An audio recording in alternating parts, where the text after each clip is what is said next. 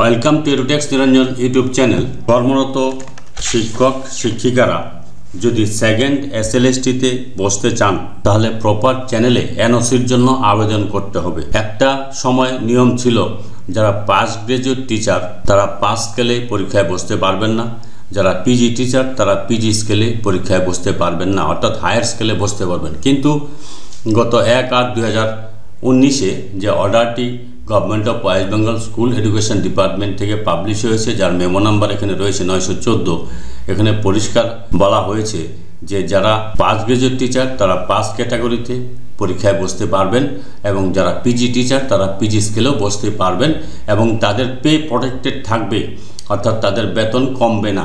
তো সেই ক্ষেত্রে আপনাকে কিন্তু প্রপার চ্যানেলে একটা এনওসি নিতে হবে। তো ওই এনওসির জন্য কিভাবে আবেদন করবেন সেই নিয়ে আজকের ভিডিও। তো আমি চলে যাচ্ছি এনওসির অ্যাপ্লিকেশন প্রসেসে। টু দ্য হেডমাস্টার অথবা টিআইসিকে লিখতে পারেন, অথবা আপনি প্রেসিডেন্ট স্পন্সর্ড স্কুল হলে প্রেসিডেন্টকে লিখতে পারেন, অথবা সেক্রেটারিকেও লিখতে পারেন, অথবা হেডমাস্টারকে এই কপিটা দিয়ে সেক্রেটারিকে আলাদা কপিও দিতে পারেন। তবে হেডমাস্টার বা টিআইসিকে দিলে আর সেক্রেটারিকে আলাদা দেওয়ার দরকার হবে না। তো এই চিঠিটা দেওয়ার পর কি করতে হবে সেটাও আমি বলে দেবো। টু দ্য হেডমাস্টার অথবা টিআইসি, এখানে এবিসি হাই স্কুল মানে স্কুলের নামটা লিখতে হবে এবং স্কুলের অ্যাড্রেসটা লিখতে হবে। এবার সাবজেক্ট কি? Prayer for NOC. এনওসি মানে no objection certificate for appearing second SLST এটি 2025 regarding recruitment of assistant teacher for class 9-10 অথবা 11-12। তো আপনি যদি 9-10-এ বসতে চান তাহলে 9-10 লিখবেন, আর 11-12-এ বসতে চাইলে এখানে 11-12 এই অপশনটা লিখবেন। Respected sir madam, with due respect I লিখে এখানে নেম অফ টিচার, টিচারের নাম লিখবেন। এটি যদি পিজি স্কেল হয় তাহলে পিজি স্কেল লিখবেন। আপনি যদি পাস গ্রাজুয়েট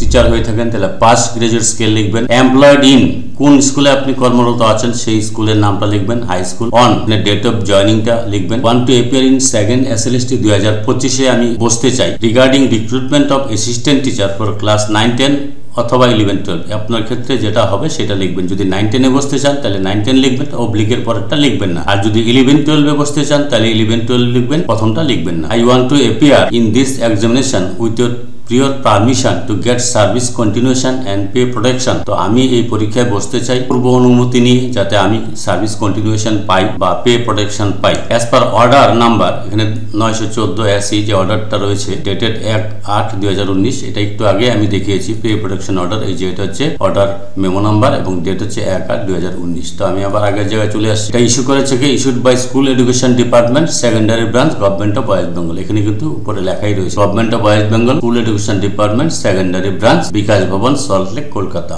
1/8/2019-এ এটা প্রকাশিত হয়েছে, অর্থাৎ পে প্রোটেকশন থাকবে।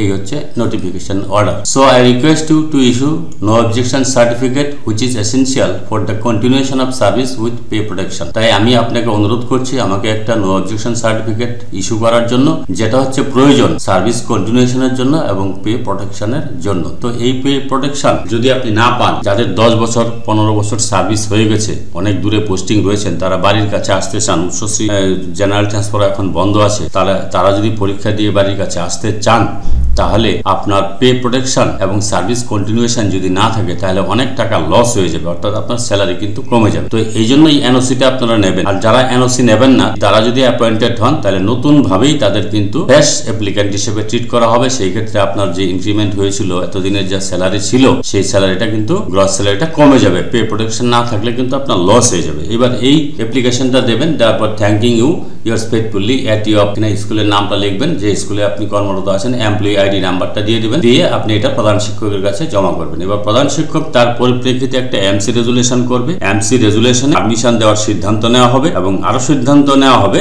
অনুমোদনের জন্য ডি এর মাধ্যমে বোর্ডে পাঠানো হবে। এবার এরপর এইচওআই আপনাকে লিখিতভাবে এমসির সিদ্ধান্তের কথা জানিয়ে দেবেন। প্রধান শিক্ষক যে রেজুলেশন নেবেন, অর্থাৎ আপনাকে যে সার্ভিস কন্টিনিউশন এবং এনওসি দেওয়া হবে, সেটা সিদ্ধান্ত যখন এমসি থেকে নেওয়া হবে একটা কপি আপনার সংগ্রহ করে রাখবেন। তারপর এইচএম কি করবেন? আপনার এই চিঠির পরিপ্রেক্ষিতে ফরওয়ার্ডিং লেটার লিখে the secretary West Bengal board of secondary education through DIF school, একটা এমসি রেজুলেশন কপি সহ ক্যান্ডিডেটের প্রেয়ার, তারপরে approval, MC validity certificate, no liability certificate, no litigation certificate, confirmation order ইত্যাদি যদি থাকে, সার্ভিস বুকের অ্যাটেস্টেড কপি সহ শেষ মাসের পে স্লিপ, স্কুলের recognition memo, staff pattern, ISMS এর এমপ্লয়ি প্রোফাইল ইত্যাদি কপি দিয়ে ডিআই অফিসে জমা করবে। এই সেই প্রেয়ারের একটা ফরওয়ার্ড কপি হিসেবে সরাসরি বোর্ডে জমা দিয়ে আসতে হবে। আর স্কুল এডুকেশন ডিপার্টমেন্টের প্রিন্সিপাল সেক্রেটারি একটা স্পিড পোস্টে পাঠিয়ে দিলেও হবে। এগুলো রিসিভ কপি অবশ্যই নিয়ে রাখতে হবে। এরপর পারমিশন বা এনওসি আসুক বা না আসুক পরীক্ষা দিয়ে দিন। ভিডিওটি ভালো লাগে please like, share and subscribe this channel to get notification of the next update. Thanks for watching.